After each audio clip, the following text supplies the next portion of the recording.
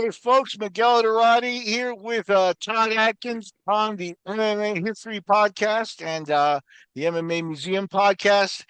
And we are joined by a fighting legend. And we're lucky we're put back-to-back legends together. Last interview was TJ Thompson, the famous Super Bowl promoter. And we're going to talk to a gentleman here who actually fought in Super Bowl in the 90s. And he's one of those guys that has actually been very successful in the sport and gotten to the point where he's still relevant today. And that's not the case, with a lot of guys when they retire. Maybe they have a local gym or move on to other things. But Ryan Diaz here from Vancouver is actually very much active in the MMA scene at the highest level still. Ryan, it's so great to see you again. Thank you for joining us. You too. Thank you guys for having me. So, Ryan, we like to start at the very beginning. I know that you're from Canada, from the Vancouver area. Talk about, were you an athlete in high school? Were you Vancouver has a rugged edge too? Were you like a street fighter? Were you a guy that engaged in that sort of stuff? How'd you get into this? It's funny. So I always tell everyone, I was just a normal kid. I grew up in like not the richest neighborhood, but in Vancouver, there's two sides of Vancouver, the east side and the west side. The east side's a little bit, that's where the poorer people live, and it is a little bit of a rough neighborhood. So I grew up in East Vancouver, so I'm from East Van, and I had a good, I didn't have it terrible or anything like that. I was just a normal kid, but it was so funny because I was like this little chubby, fat little kid that got picked on. And then that's how and then I got picked on when I was a kid. And then because I was getting picked on, I got into street fights. And people threw me into a bunch of street fights, and I used to I got jumped all the time. And then I was like, you know what? Maybe I'm pretty good at the street fighting thing. I'm going to try training and learning it for real. So I started training at like 11 or 12. And I'm like, hey, I'm pretty good at this thing. You know what? I don't need to street fight no more. I can do this for real. And then obviously from training, you lose the weight, and then you get, you get confident and all that stuff. So martial arts changed my life. So that's where I started. And then I started competing at the age of, like, I competed right away. I was doing like the local tournaments and this and that. And then from there, I started doing Muay Thai fights. And it's funny because you were talking about like how things were back in the day. A lot of people don't, like, nobody knows a lot of things how we were back in the day. There was no amateur, no professional thing. It was just basically professional. There was only one league because it wasn't popular enough and it wasn't big enough. So I pretty much at the age of 14 or 15, I started ring fighting, I think. Like we fought with no pads, elbows, knees to the head, everything. And then after that, I got into, like, I remember I did this thing. I can't remember what it was called. I think it was like sport jujitsu where you can strike and you got 30 seconds on the ground. I think that's what it was called. And then that was one of my first things I ever did in MMA, and I was only like 17, 18 at the time. I already had at this point about 20 Muay Thai fights. And then I'm like, I like this. And because that was when UFC started getting popular, like the UFC 2, like way back in Hoist Gracie days. And then I'm like, I kind of like this thing. And then right after that, I switched over to MMA. Obviously, like I had a connection with Matt Hume, and Matt Hume like helped me a lot in my life. And I still talk to Matt Hume till this day. And then from there, we could spend the whole hour on how I went. So basically, I went from there, started fighting MMA. Matt Hume hooked me up with some great MMA fights, and then I won the AFC world title by the age of 20. I think I was only like 22 at the time. And then I moved Well, let's on. not rush it. Let's not rush it. Let's take it easy because these old stories, I think, especially because they bring up memories, and you said you had talked to some people about it recently, but a lot of guys, we get into some stuff. Oh, I hadn't thought of that in a long time. So let me ask you. You mentioned your name is Ryan Diaz. You're a Filipino descent, Yes, sir. and in Vancouver, there is like, was there like a lot of street fights? Was it with like the Chinese, ethnic groups or white people? No, What no, it wasn't bikers? like What was the deal? no, it was just just a bunch of kids that don't know, like, we're just kids. And back then, like nowadays they talk about bullying and there's preventative measures in school to watch out for that stuff. But like there was none of that. Like I remember like the first time I ever like somebody tried to jump me. I never got jump. Oh, I should know what to say. I got into fights, like 4-on-1 type thing. But first time I ever got like jump or attempted to get jumped, I was wearing my starter jacket, man, like my starter parka jacket. I had a UNLV one. You remember way back, UNLV Oh, Rebels? sure. Like the Oh, was it? Yes, like Stacey yeah. Augman and all that crew. Yeah, Larry Johnson, So Stacey Augman, yes, Felton Spencer, yes, Anderson Hunt. yes. All right. So I had a UNLV jacket. I remember, and I was only like 11, 12, and I like these five guys come up to me like, "Oh, take off your jacket." I'm like, "Why?" Like, oh, then they kind of were flabbergasted because they thought I was gonna be scared. And then I'm like, "Why?" And then I'm like, "No, I'm not. I'm not taking it off." And then they didn't, like it's like they didn't know what to do because like I wasn't gonna let them take it, and I was ready to fight, and I was only 11, 12 or 11. Oh no, probably around 11 at the time. Yeah, because I started training at 12. So for a whole year and a bit, I start like that's when it all started. I got picked on, and then I got like jumped, and then I got into street fights. Yeah. Okay. That's close. So now the first discipline that you said you mentioned was Muay Thai. Is that correct? Well, and, like the gym I went to was more like it was like a hybrid of karate, taekwondo, and Muay Thai. And then the owner at the time, he was getting into USC, so he was trying to study jujitsu too at the time. And I remember too because we were like more of a taekwondo karate type school. We were on hardwood floor, so we were learning like it didn't last long, but we had to do jujitsu on hardwood floor for a little bit there when I was a who, kid, like maybe 13 or 14. It was funny. who was that first instructor of yours? He owns a gym up in Vancouver. His name is Simon Posey. Yeah, Okay, cool, yeah. cool. Now, at some point with the Muay Thai, Matt Hume, obviously, and then you got I don't want to get his name wrong. Is it Haru? Who's the Oh man, and that's a name I haven't heard in a long time. Harushi Minishi, Yeah. great guy. He ended up opening his own gym in Hawaii. It's called Haru Martial HMC, Arts. but Yeah, yeah, HMC, yeah, yeah. Haru Martial Arts Center. That's it. The AMC because is American Martial Arts Center. Yeah, so HMC. Yes. because Hume is a legend, and when Hume gives credit to Haru for being like somebody that helped him in his early days, you're talking about a guy who definitely owns a place in the history of MMA. I think. Well, Haru, it was crazy. Like I got lucky. Haru helped corner me in my fight in the Super Bowl. And he held pads for me a little bit, and like it was nice just to get some work with him. Yeah, in the Hawaii fighting circles, I mean, he's well known. Yeah. The circle's small in Hawaii, but everybody knows him. So, yeah. Well, I mean, like it's crazy though because now the scene in Hawaii is so big, right? Like it's massive out there. Like we have guys from out there. Like they're like when I talk about the Super Bowls at Blaisdell, they weren't even born yet. Some of them, and Wow. then yeah, I'm like what? But they hear about the tales. It's like a it's like a myth or something about these Super Bowls that happened at Blaisdell. Yep, I'm for like, oh sure, my for sure. gosh, I'm that old now. So, how did you eventually gravitate towards Matt Hume, and also Matt had an association with Lance Gibson? Like Matt's more of a Washington-based person, really, if I'm not Yeah, mistaken. so And then I you had guess Lance. So talk about that uh, early so picture. when I wanted to switch over to MMA, my trainer at the time wasn't really versed in MMA. And then one of my trainers actually, it's crazy how everything worked out. So I went to his gym, and one of the coaches or instructors at that gym was Chris Franco, and he ended up partnering up with Lance Gibson. And then I wanted to switch to MMA, and I was like, hey, I'm gonna go with these guys. They seems like they know more about the MMA stuff. So then I switched over to them, and then Lance did training with Matt Hume, and so that's how I met Matt Hume.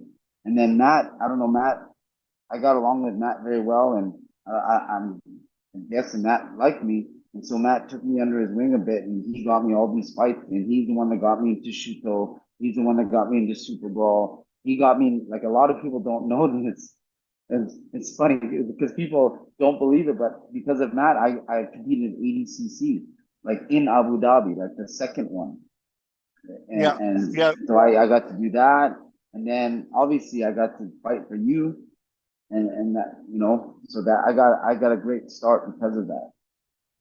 Now, I'm going to ask you here because obviously Matt is a guy, you would be qualified probably as maybe his first generation of guys, you, Lance, and guys like that. Then later on came the Hallmans and Barnetts. Maybe you mixed in with them and Oh stuff. no, I mixed in with them. I remember like we did a. It's funny you mentioned Barnett. Josh is a very good friend of mine.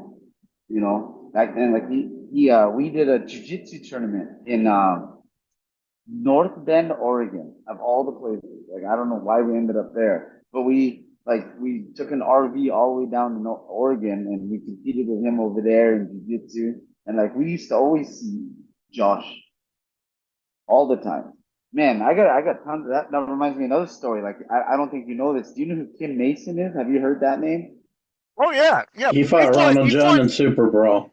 Do you know what happened to Yeah, him? yeah, yeah. Oh, I heard oh of. yeah. Yeah, I'll, yeah. I'll I'll tell you. I'll tell you this is funny. I talked to We fought. Hamlet about it. So Hamlet.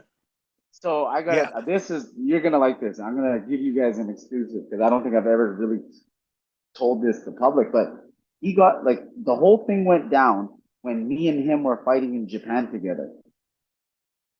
So we were fighting, I think it was my second Shuto fight in Japan.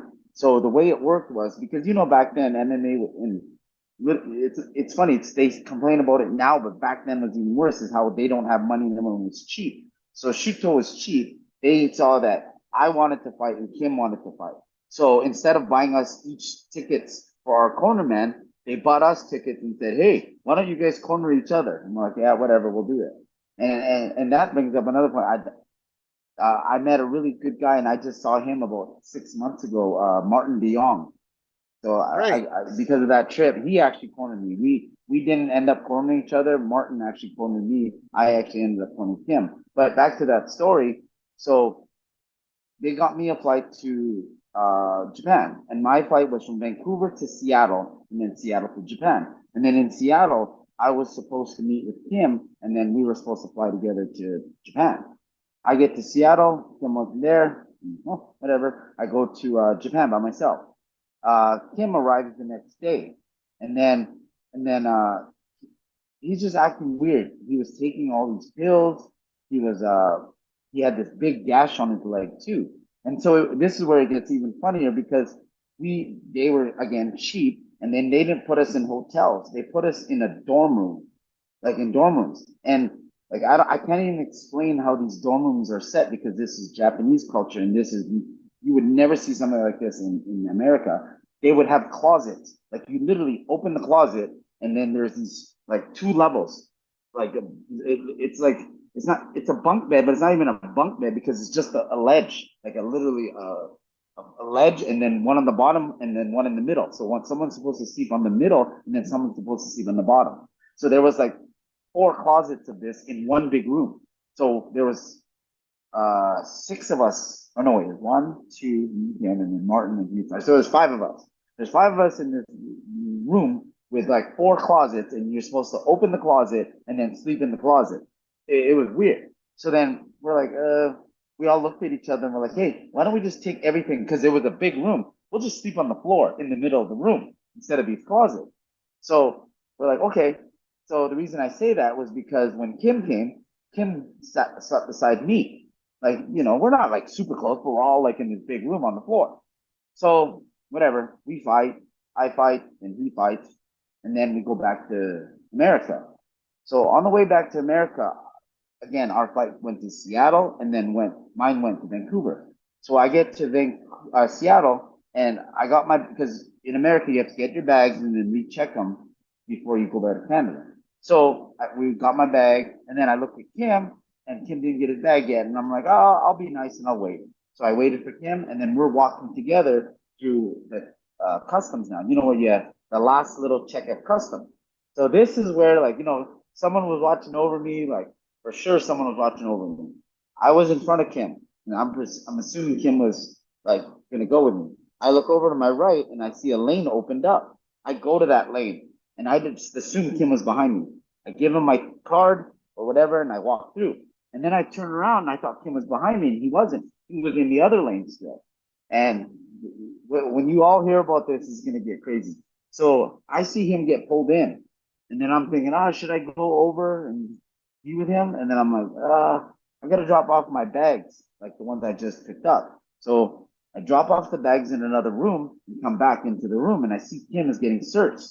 And then I'm thinking, you know what? I'll just wait for him outside. So I waited for about 30 minutes and he never came out. And I was like, I got to go make my connecting flight. I'll go see him, like whatever. So I go back home to Vancouver. And now it all comes up because Josh Barnett called me the next day. And he goes, hey, what happened to Kim? I'm like, I don't know. I waited for him. And then he goes, his girlfriend waited 3 hours and couldn't find him. And then I'm like, well, I don't know. And so I don't know. So 2 more days later pass, and then Josh calls me. He goes, hey, go on Seattle Times and search Kim Mason. And then I searched it and I read the story. I'm like, oh my gosh. So you guys know the Which, story of Kim Mason, right? What happened? yeah, well, let me tell you because I can actually add a little bit to it. Yes. 3 weeks before you went to Japan, he fought at hook and shoot in Indiana, Oh, and he had the leg bandaged up, and he actually lost to a guy. And Kim was super talented. That's the other part that people, that's yes. kind of No, a he was shame and very a good. tragedy.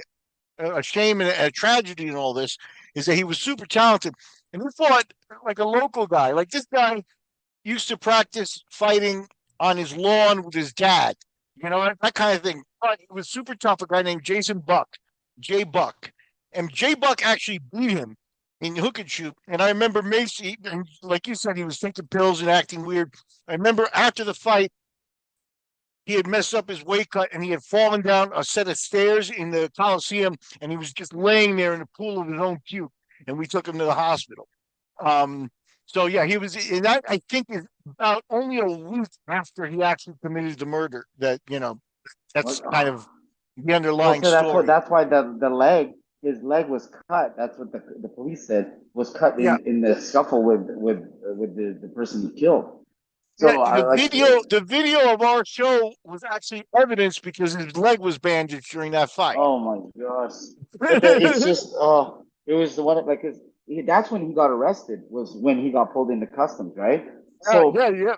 you know the whole story. Like he had a gay lover, and I guess he didn't want anyone to know, and he wanted to hide it. So he basically tried to extort him for money and tell him not to tell anyone. And then I guess something happened, and then he said he wasn't, and then Kim decided to kill the guy. Like it's crazy. I think he confessed to his girlfriend too at some point. And the other part of it is makes it even stranger is I think Kim's father was like Kim's a high father was the level chief police of chief. police. Yeah, he was one of Yeah. the. I think he was the chief of police too.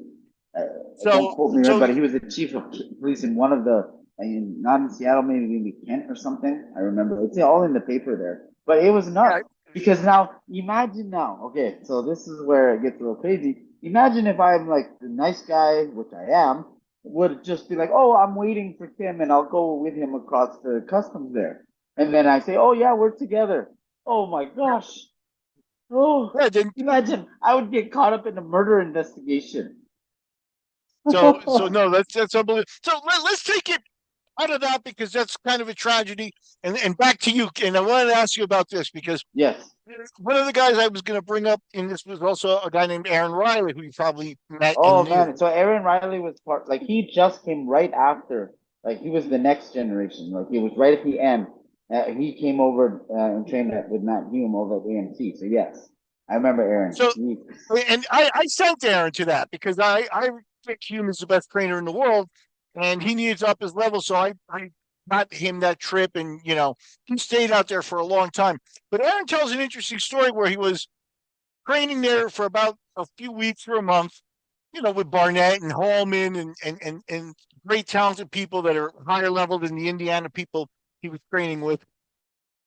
And like I said, Matt is to me the elite of the elite, the cream of the crop. But one of the things that, and a really, really nice guy, like you said, you're still in touch with him and stuff like that. But Matt has a mean streak. And So, at, at some point, he took Aaron after a few weeks of training. Aaron was tired from the whole day of training. And Matt comes onto the floor, putting gloves on, and said, "Hey, let's just spar." And Aaron said, Matt spent a half hour absolutely destroying him to the point where after the training session, I think psychologically, Matt had a point to prove as well as with the technique.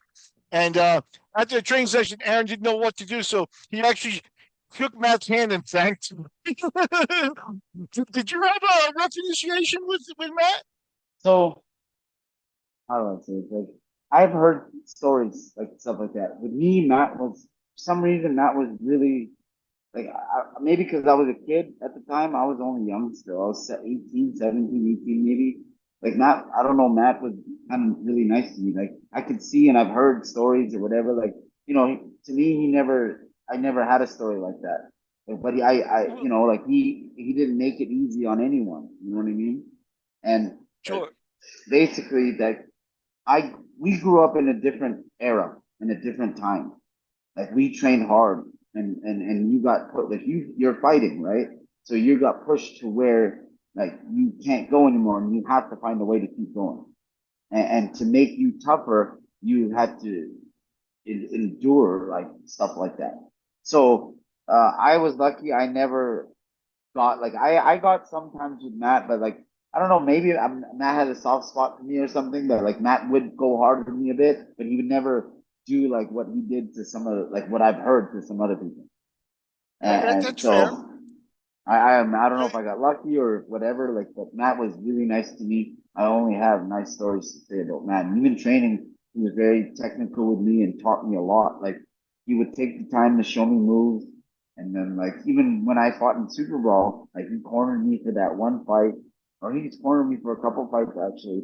So I like for Matt's always been very nice to me and very helpful to me. But I That's do cool. I'm heard not trying to. something because, like, no, Yeah, the I'm not. thing is like you ask the lollies and you ask like, a few people, they're like, "Oh, Matt used to beat us up, this and that." So no, I've heard it. Yeah, Okay, okay. Well, that's good. I'm glad you avoided it. But I do like to hear those stories too because I think, like I said, I think I know Matt pretty well too, and I think he did his last MMA fight for me. So yes, he did. He did it. I fought on that same card. It was in Florida, right? cool. Yeah, yep, Yeah, exactly, yeah, exactly. And so he I think that the reason I asked that is because I think it's an insight into his psychology and the way he prepares people. You know what I mean? yeah. Um, and also establishes himself as hey, I'm still the top dog, which I think is important at the elite levels. You know what I mean? You got to respect your, Well, your your your you teachers. have to like when it comes to coaching, there has to be a respect level. Like if like for me, for example, okay, I coach a lot of fighters. I'm old now, like, and these kids are like beasts. I'm not gonna spar them because I'm not gonna like. How can you respect somebody that you beat up? You know what I mean? Yeah, It's just yep, it's you know what like even no matter how hard you want to say oh you're older this and that like you just don't respect somebody that you can beat up a bit like it's just normal psychology, you know what I mean? So I okay, don't spar with people, like we'll play, we'll do some stuff together, but my body's not. I know how I felt when I was 20 and now how I feel now. There's you know what I mean? sure, sure. Now, one of the things that we haven't totally mentioned, but is that you're also you were a 135 pounder there, and you would have to be considered one of the crew pioneers. I feel like that weight class and those smaller guys back in the 90s were definitely some of the most technical fighters, and you've got the great training there.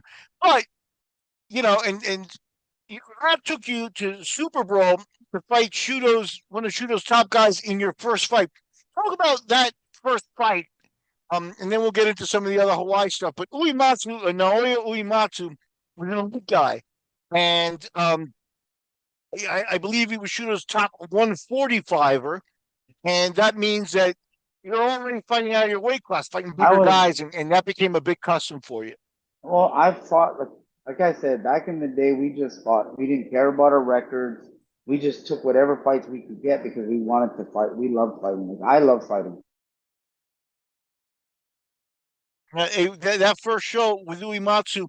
Um, talk about Uematsu. What he felt like when and how the fight progressed for you.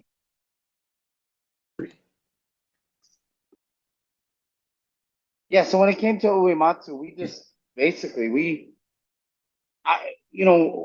took fights because we love fighting. Like for me personally, I love to fight, and I wanted to do this. Like it's so funny because you tell people about this too. We didn't call it MMA. We didn't know what the hell MMA was. MMA didn't even, the word didn't even exist. It was called NHB, no holds barred, and so that's what we fought, no holds barred.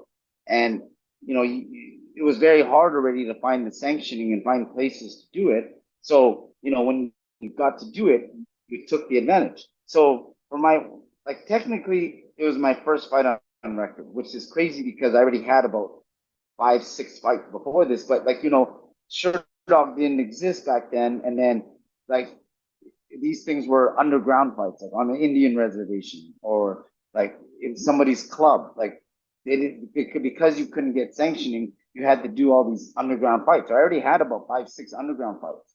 And then for my first real fight, I guess you can say, like, no, I wouldn't say real fight because those are real fights. I'd say first recorded sanctioned fight, I have to fight Uematsu.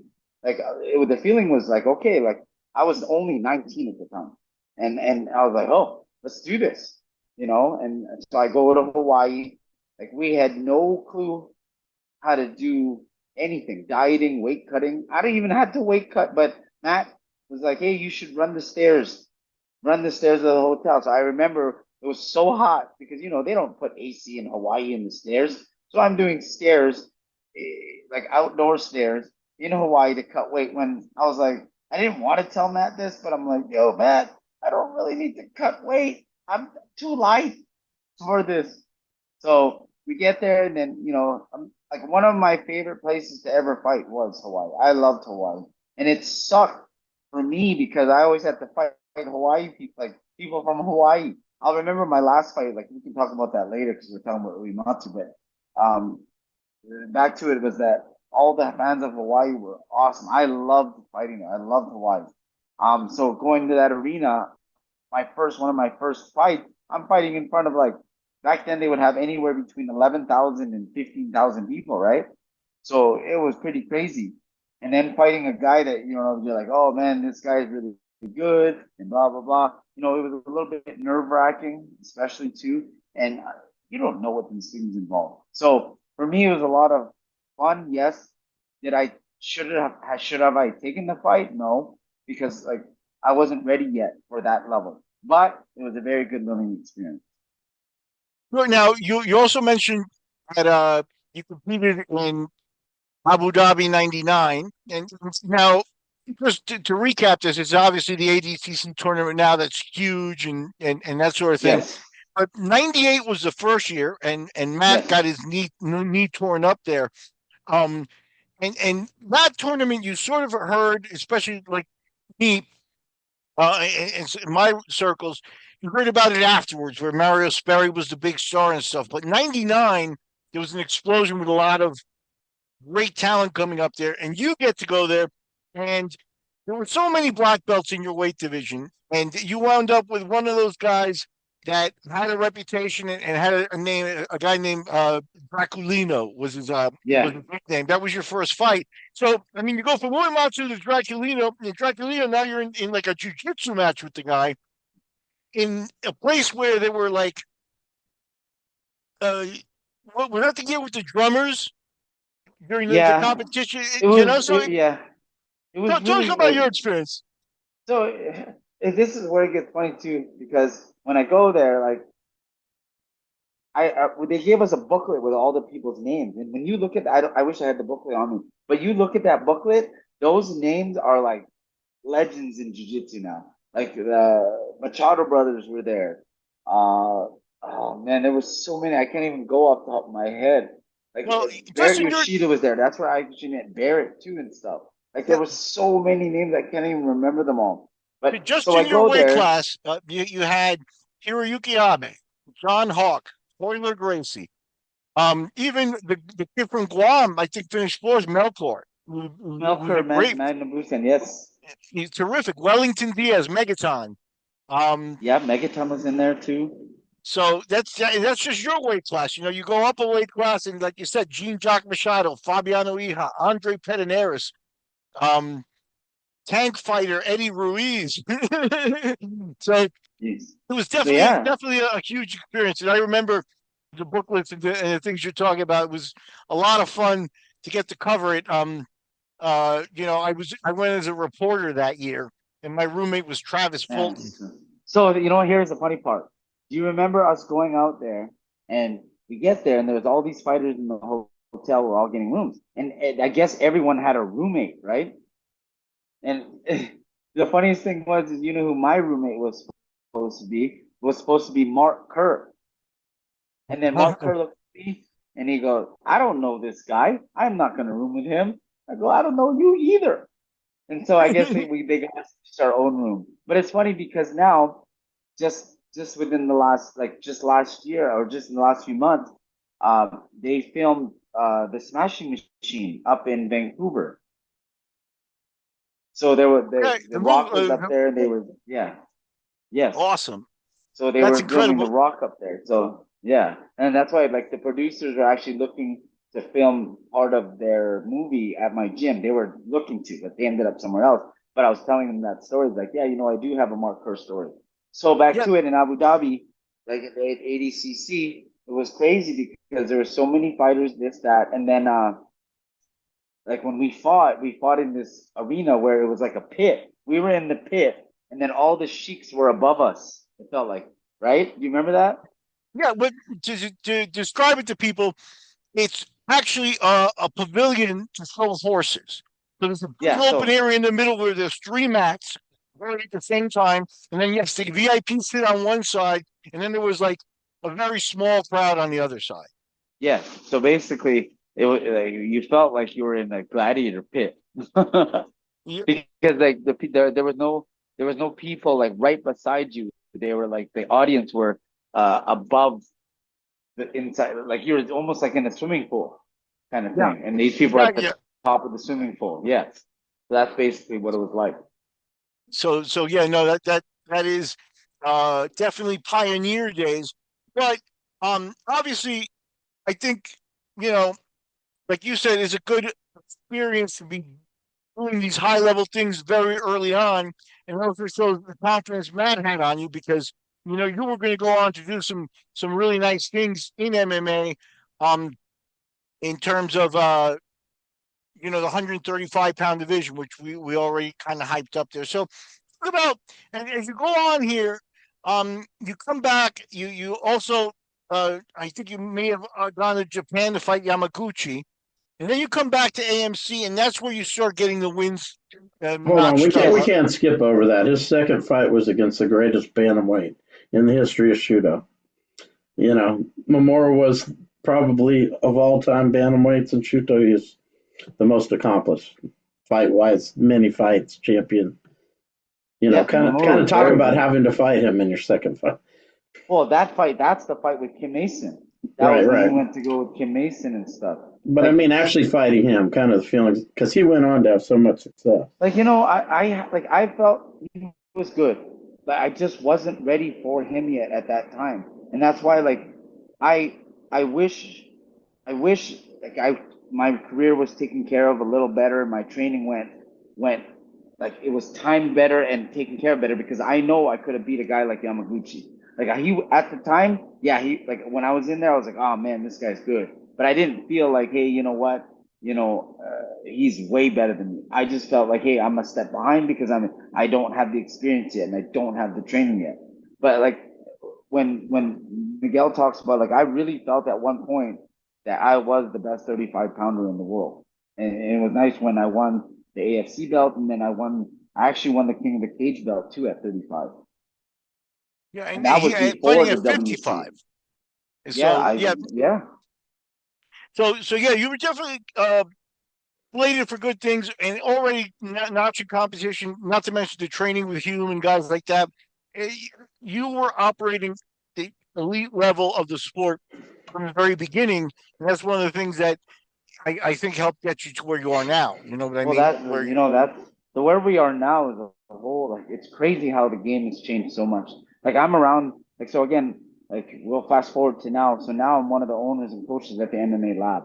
And we have insane, like, I own a house here in Vegas, and actually in my house right now, I got three UFC fighters. They're just waiting for me. We just had Kyler fight last night. And then the week before we had Clayton fight. And then obviously, like, a lot of people know about a lot of our fighters. Like, oh, the week before, Mario just fought Jose Aldo.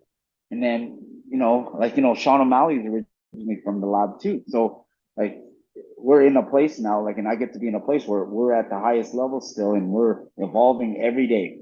And it's crazy how back in the day, that stuff that we did back then is helping me to understand and help coach these guys now, because now I know, like, where I was messed, like, where my career was messed up, and how I trained should have been a little different. And so, it's helped me so much. So say, for example, even we talked about, like, how we used to get beat up a lot when we were younger, and, like, we believed in tough training only. It's funny because now it's not that way. Training harder is a great thing. You should always train hard, always. But you need a combination of training hard and training smart now. And that's what a lot of these athletes do now, which we didn't do. We just trained hard. Sure, sure. Now, you get back after you've got your international experience with Hawaii, Japan, Abu Dhabi.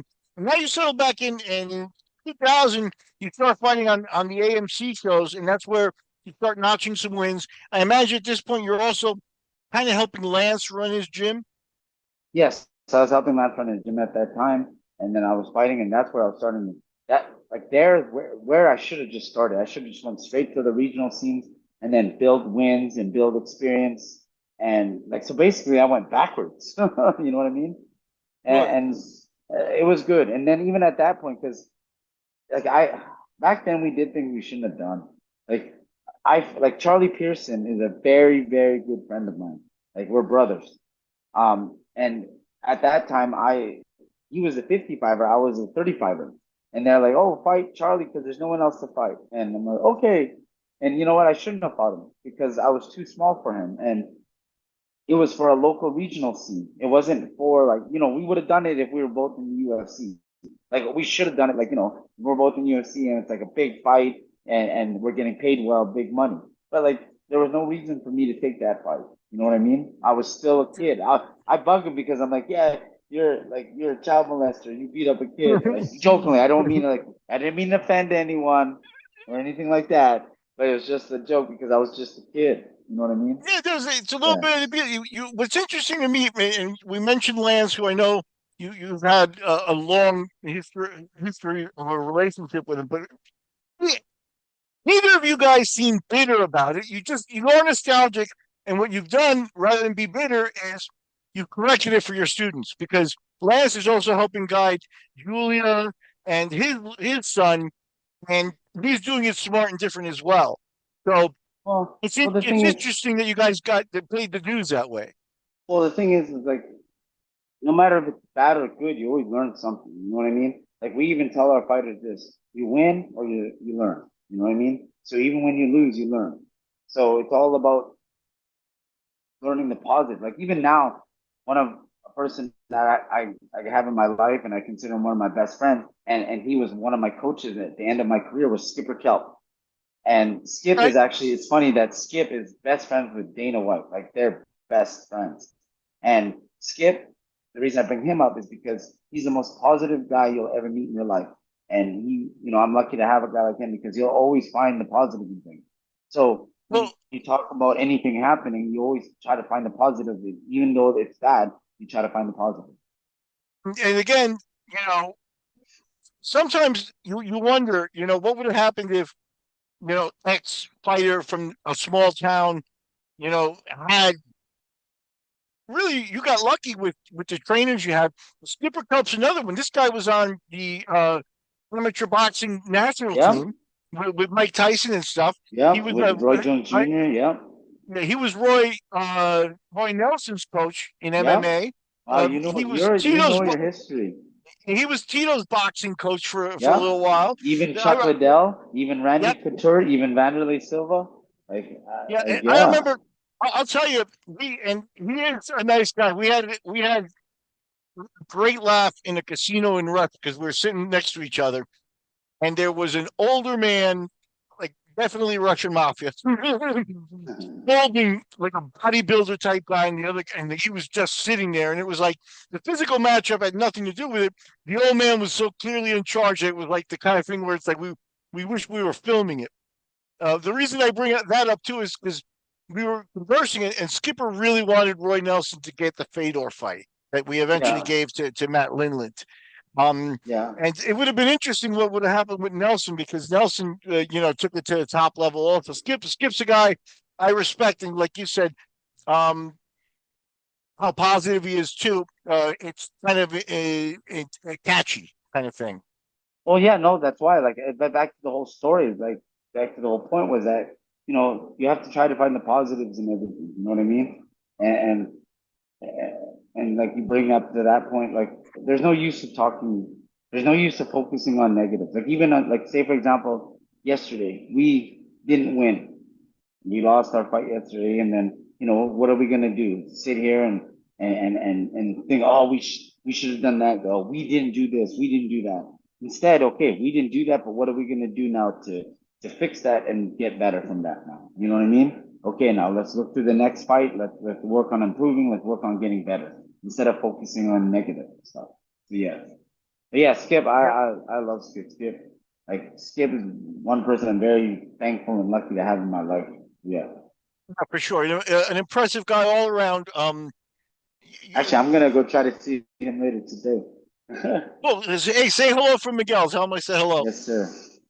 Um, After the Charlie Pearson fight, which was a learning experience, and Charlie was a guy who also held one of the hook and shoot belts in our circuit. You went back to Super Bowl for a fight that Todd was at. I'm going to let Todd ask you about the Eddie Hagan fight. Oh, that was the Eddie Yagan fight after that one, or was it before? Man, there's so many. Yes, go ahead. Another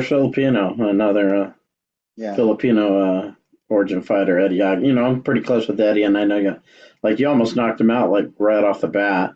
So, I Yeah, talk about this. Like, if that fight was this day and age, I think the ref would have stopped the fight. right. You know what I mean? Like, you look back at that fight. Like, I can talk about this. Like, I probably could have had one of the fastest knockouts in MMA history. You know what I mean? I messed up that fight too because I should have just walked away. Like nowadays, they have these walk away KOs, right? I should have just walked away, kicked him in the head, and walked away. But yeah, Eddie's a great guy. I saw him in Vegas here when he got into the UFC and stuff. He lives in Vegas actually. Oh, does he? Is he out here Yeah, he now? has a gym. I think it's called like Legacy Health and Fitness or something. Yeah, he's in Oh, maybe I Vegas. should go visit him. I didn't know Yeah, that yeah, at all. I did not know that. yeah. But like I He's been there remember for a when I while. saw him, he got some concussion issues or something, right? Or something like that. Yeah, he's Yeah. been in Vegas for a few years. Yeah. But that fight, it was a great fight. Like, eh, like I said, like if that fight was this day, it would be a lot different because he was taking a lot of punches. Like nothing to take away from him. He's very tough, and he came back and won that fight. And great job. But like even just the fact that he should, he took like I think somebody counted it was like 112 unanswered shots. You know what I mean? Oh my And God! yeah, it was something up there because like basically I dropped him. He went out face first, and like I said, these day and age they would have stopped that because like back then they didn't really care so much about us. And then I took the back and I just punched him in the back of the head. Well, not back of the head, from the back, about 100 times, and they never stopped it. It's unbelievable, unbelievable. Yeah, And but after that, right? yeah, go ahead. No, I was just going to say the next fight after that. You fought Max Marine in Vancouver, so it's like a home fight for you, and then you go to what I consider a legendary show. I was a matchmaker for it, but this is the first hook and shoot collaboration where Dan Lambert hosted us in Florida, and we got to do a high quality show where, like Conan Silveira fought Wes Sims, Aaron Riley fought a Brazilian named Alexander Barros. Matt Hume fought his last fight against Payne Peters. Um, the list goes on and on. Great fighters all around, and it looks like you were the main event with Hermes Franco. No, there's no way we were the main event. Were we? Okay, Hermes was definitely their guy, and I George can't Dog has it remember. listed as the last fight of You the know what? night. You might be right of that, actually. You might be right. I So remember I was like, I oh, yeah. so now Hermes is a guy that, if I'm not mistaken, he actually held the UFC belt, right? I think so. He was a UFC contender. He was at 55 or two. So Yeah, yeah, exactly. So we talk fought about at this fight because this is an incredible fight for you to be having to compete in. like I remember taking that fight. Like again, I didn't care. I fought anyone. I was again a 35er fighting at 55. And I remember like, hey, we got in there and I felt like, I know he was a grappler. I know he didn't want to strike with me. I remember I got to hit him a few times, like, oh, I know he doesn't like this. And then he took me down, I believe, and then I started like this is one thing about us in the Matt Hume era and the AMC era. We were like the first people in MMA pretty much to do leg locks because Matt trained in Japan in Pancrase. And remember Pancrase days, they all did the leg lock stuff. So I remember catching him in a leg lock and I'm like, oh, I can get him in this leg lock. And then I think I was just so surprised that I got him in a leg lock that I didn't I didn't finish it and like crank it. Then he ended up like catching me in a guillotine, and it was a strong guillotine. Like he was a lot bigger, but He was big and thick and long yeah, arms. yes. But the thing is that like I should never been fighting that fight again. You know? Yeah, no, for sure. But I mean, 5 minutes with a guy who held the UFC belt. He also has a controversial uh, Yeah, stuff history. I that heard came up about that. Yeah, after his career and stuff. But yeah. in terms of in-ring experience, again, they didn't ask you to compete with anything but like elite guys here at all. Well, Now, no, I mean, one of the other guys that were on that show is a guy named Matt Hamilton, who was also 135 pounds. So now um, we bring Matt out to fight, in your home area in Washington. Seattle, Yes, and this to me was again, not to toot my own horn, but now we're matchmaking you with a guy that's your size, yes, and also a guy with talent. You know what I mean? He was tough and yes. very good. Maybe he didn't have access to the highest level of training like you did, but he was game. Talk about this fight because I believe this is the one you won the belt in, right? Yes, that was a great fight. I love that fight. I love that fight. I I really love that fight. It was one of my favorite fights because I went in the fight. I remember I got cut the week of the fight. I had to get stitches. We took the stitches out the day before. We glued like Matt Hume glued my eye in the back room before we went out. And that was my first like I guess that's finally when they started doing the 5 round title fights and this and that. So that was my first 5 round MMA fight and I was excited and I felt great that fight. Like, cause I remember he was known as the pink singlet. Yeah. And I felt bad for this because like I wanted to fight him in the pink singlet, but I guess in Washington it was against the rule because they had the commissions and stuff. I was like trying to fight. I tried to fight for him, but like let him fight in the pink singlet. I want him to fight in the pink singlet. So I guess he didn't get to fight in the pink singlet, but that was your classic like striker versus grappler, and man, that was a great fight. I defended all the takedowns. I ended up getting on top of him, pounding on top of him. It was such a great fight. And then I remember going in like we made it to the 5th round, and then like I remember getting yelled at like, "Hey, this is the last round. You're gonna," and I felt great. And then we went out, and I looked at his face, and his face was beat up. And then the ref looked at his face too, and they just stopped it. And I think that was a great feeling that day. Like that was a great feeling. I remember that one. Yeah. Yeah, no, for sure. And I feel like you definitely earned the belt. Ryan and I had an interaction just this year where we had a replica made for him because he had not been able to keep the belt, and it meant something to him. But I think that It you wasn't know that belt. It he. wasn't that belt. Oh, okay. Well, either way, I think Yeah. Matt Hamilton was a worthy opponent for a title shot. Yes. No, that was another hook and shoot title. That was the North American hook and shoot title. So I had that one. Okay. The one that we got done was when I fought in Wisconsin. Okay. Let's And I go. think that was after. Yeah, that was after that fight. Okay, and you beat another guy for that Yes. fight. We'll get to that. Another guy who was a worthy guy, and that's Ryan Ackerman. Um, Holy shoot! I totally forgot that name. Yes. and Ryan is the guy.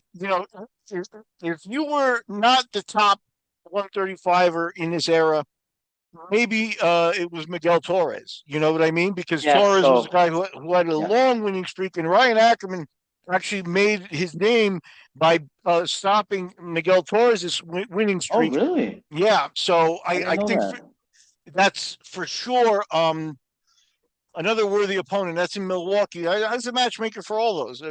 Yeah, You've I didn't seen know. I didn't Memorial know because Coliseum. at one point in time, me and Miguel, they always talked about me and Miguel Torres because we were the top two 35 pounders in the world at the time, and they kept talking. We were set like three times to fight each other, and then he ended Yeah, up becoming the champion at WEC, and that's like I always wanted him. I always wanted a piece of Miguel Torres. But yeah, like that Ac- those. But that fight against Ackerman, you know what that was for some reason that venue you chose or wherever it was a great venue. I don't even all I remember is like it felt like it was like an old city hall, and yeah, it was just. And then I ended up flying triangle choking Ryan Ackerman. I caught him in a yeah. flying triangle choke, and winning that. Like back now, that's the belt. When I won that world title, that was the belt. I remember I got to take it home for a week and then I had to give it back and I was really sad. And so it was really nice to get that belt redone and Yes, I no, got it. and I'm Yeah. sorry to do that to you back in those old days, but that's a little bit of the kind of old school nature of that. This is Racine, Wisconsin, which means that I was a matchmaker. The promoter was Dave Strasser, who's Yeah. one of my big friends from this sport, a guy um, who I think is super tough. And I just looked it up. Ackerman earned this title fight because he beat Miguel Torres. So we might have even done Wow. you. That was the fight right before that, and then he fought you and you beat You know him. what? So I did not know that. Oh my so gosh. Like if Ackerman had lost that fight, it would have probably I been would have been Miguel. beating Miguel Torres. So yeah, Wow, I did not know that. Now like that belt means a lot more now, even knowing that. I did not know that. So thank you for letting me know that. no, that's it. That makes it mean a lot. Yeah. I really didn't know that till the second. Yeah. So yeah, and that's cool. And if you look up, like I can look it up now, and Miguel Torres avenged the win to Ackerman later on in his career and stuff like that. So obviously it meant something to Miguel, who wanted that rematch also. But Miguel Torres, even now, um, his record comes up as 44-9. So you're talking Yeah. about a guy with No, he was legit. oh no, he was legit. He was known like top top 35er in WEC. Remember he became the champ and at one point he was considered the pound for pound king too at one point. And he also has, one of the old school histories for people who may be interested. Um, he's part of the reason why Carlson Gracie and the Brazilian top team and stuff kind of started butting heads is because Miguel Torres was one of the first guys in the Chicago area that Carlson started teaching that wasn't a Brazilian. Really? I didn't Um, know that. I did so not so know yeah, that. he and Carlson Gracie. I mean, that's pedigree. So yeah, Miguel Torres Yeah. is a legend. Actually, I have his phone number. We're going to interview him here at some point. Nice. Um, yeah, this is interesting because in here, and you fought Mark Hominick also, but so you spent a couple of fights going to fight at TKO, which is a Eastern Canada show So with Stefan Patry.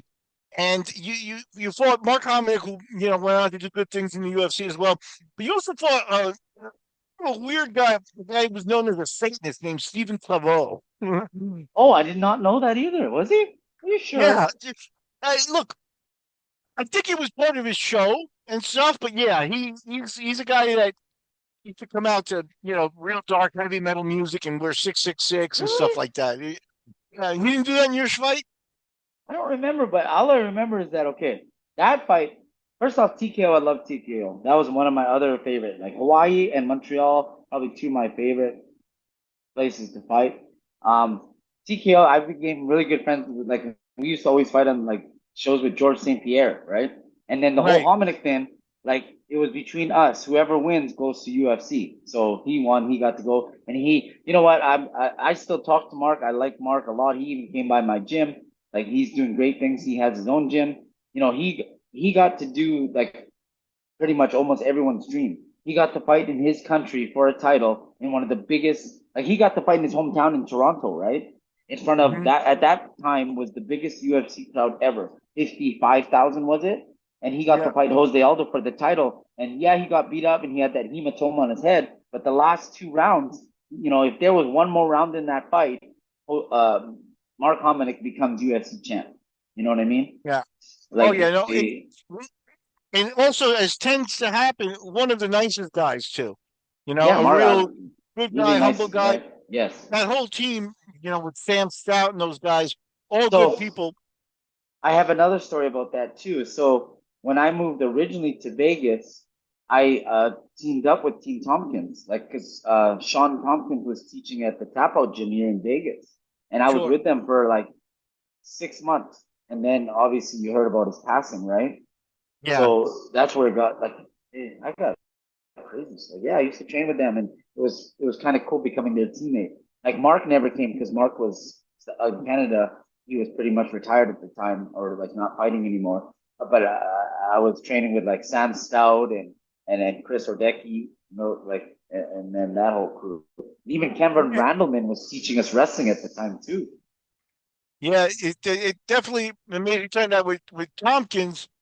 Um, Another guy, rest in peace. Obviously, Yeah, a very sad story. But Boss Rutan told me a story where Boss, he went to a seminar that Boss did up in Canada, and Boss went home and said, "Oh yeah, if you want to come out to California, and train with us, go ahead, come on down, we'll have you there."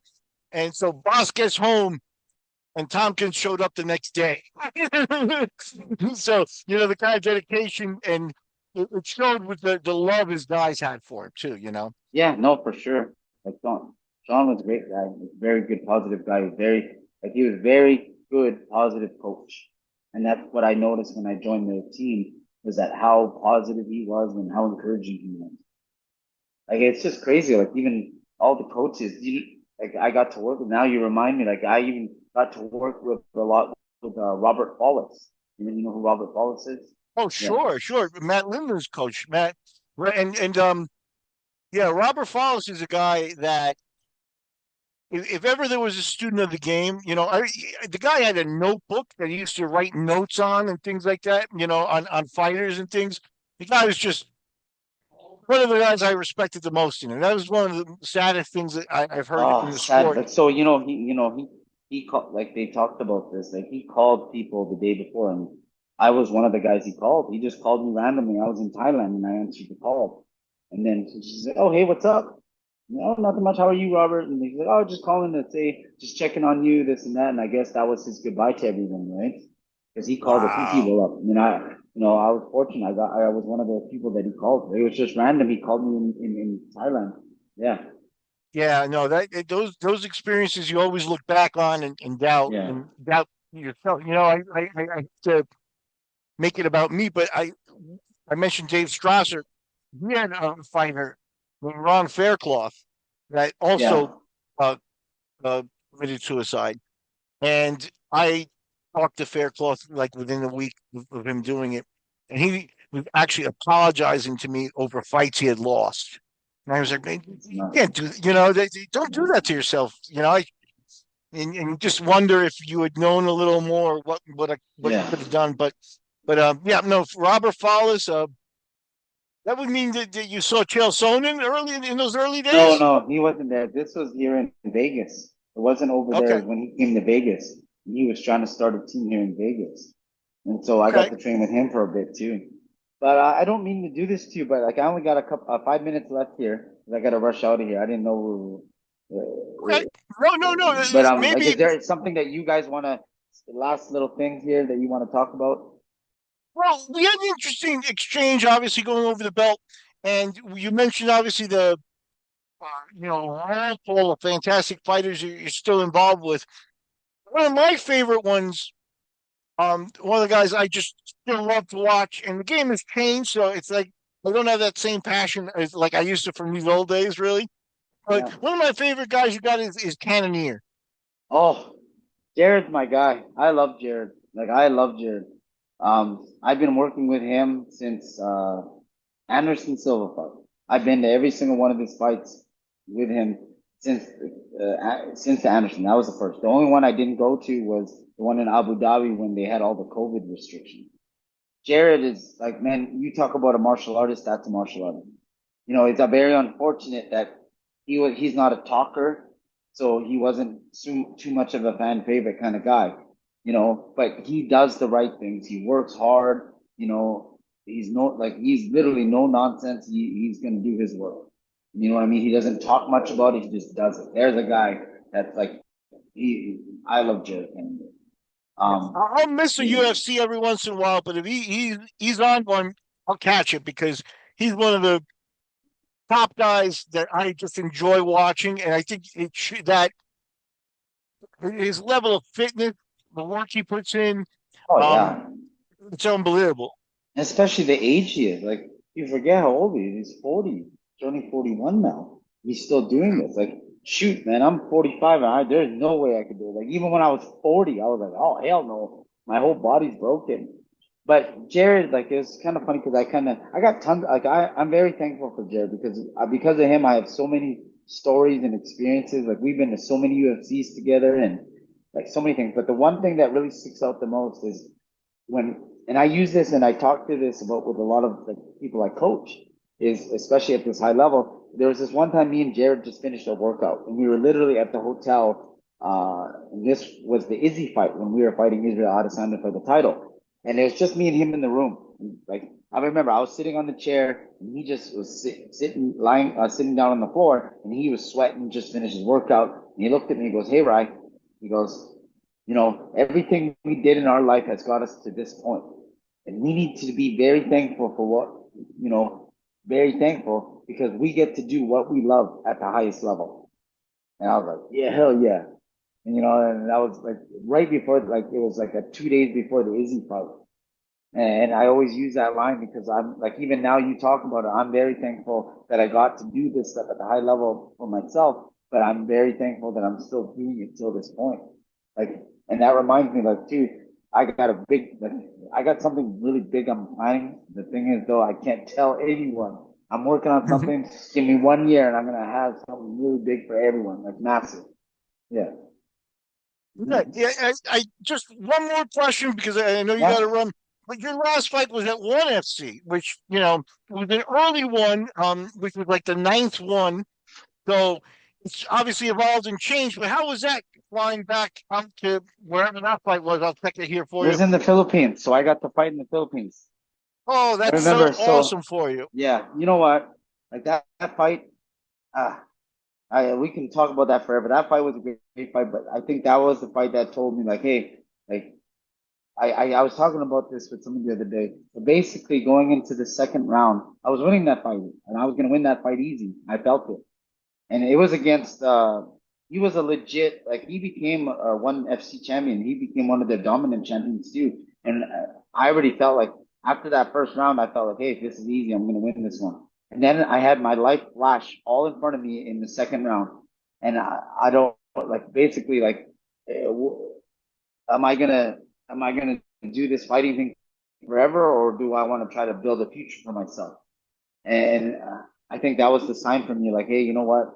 This is time to hang up the gloves and start moving on to the next chapter. Because you got to remember, by this time, I've been fighting for so long, and my Oh yeah. body was starting to break down already. I could feel it because now I got my hip replaced, my right hip. But at that time, I already was already feeling like, oh, my hip is not good. Yep. Yeah. No. I'll share one last story and then we'll let you go. Yep. Similar story, and another person had great success after their MMA career, great MMA career. Related to Josh Barnett, you know Shayna Baszler, right? I know who she is. Yes. Okay, so Shayna was fighting the prominent Brazilian champion. I'm not going to remember her name, but the girl who beat Ronda Rousey um, in Amanda. Brazil. Yeah, Amanda Amanda, Nunes. that's it. And so she's fighting Amanda in Brazil, and she has that same exact kind of moment of like looking at the crowd, and everybody's going crazy. And she thought in the octagon, she says, "This is probably the last time I'm going to do this." You know what I mean? Yeah, Sometimes you get that message in an epiphany, and yeah. I think it came at the right time for you because we could talk for another couple of hours about all the success you've had as a trainer and all the people that you've come in contact with, all the people who owe you a debt of gratitude. Todd and I owe you a debt of gratitude for this time. Ryan, thank you so much No for problem. everything. Thank you guys. Thank you guys so much. Thank you, Miguel. Thank you, Todd. Yes, sir. We'll send you a link and we'll stay in touch so that you can see it Yes, when for we sure. get it I'll up. come back. You know what? We can do this again. We'll do the other half of this. The I modern got Yeah, I side you of know, got this whole thing. I got to ask you about some Philippine stuff, maybe offline. Oh, yeah, yeah, because yeah. Where? Yeah, no, for sure. Where in the Philippines is your wife from? The Locos Norte. Oh, Ilocos. Have you been to the Philippines? Yeah, I went last year. I went up there. She's from the mountains, like a small Yeah, area, yeah, yeah. and it's kind of like I Colorado, but no snow.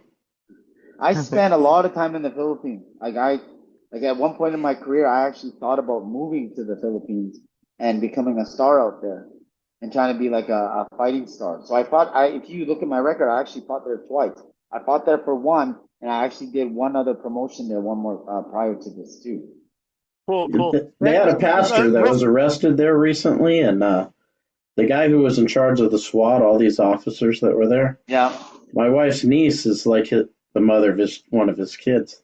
So when yeah, we went there, the SWAT, they all picked us up at the airport. yeah, They're all geared up, had their guns, and they threw all our luggage in the SWAT vehicles, and we just flew through Manila, like, because yeah, we're going to Airbnb, and they were just taking these routes that only they could take, or the yeah. lanes. It was Yes, yes, crazy. The yes, yes. traffic there is insane. Oh, there, like that's the craziest traffic in the world. Yeah, I've never seen People talk anything like about it. Thailand and other ones. No, Mm-mm. Philippines is the worst. Like they're crazy. 2 lanes turn into 5 lanes. I don't know how, but it does. You Yeah. know. But thank you guys so much. Ryan, yes, sir. Thank you. Look, just one last thing. Maybe when we come back in the future, we can sit down. We can invite Eddie Yagan, and we can rewatch that fight, all of us together. Yeah, that'd be great. I did not know he had a gym out here. I'm gonna go find him and say hi to Cool, him. cool. Yeah, it's called Awesome. See you. Destiny Health and Fitness. Destiny. Awesome. I I'm gonna told go you find it. Yeah. I told you we would get you some information you didn't have, and you shared a lot of insight and great stuff with us too, man. Oh, Thank you so you much. did. Like even that whole Miguel Torres thing, that makes that world title even more meaningful to me now. Yeah. For sure, brother. Awesome. All right, sir. You deserve all the Thank you. credit. Thank you so Thank you much. guys. Yep. Thank you guys.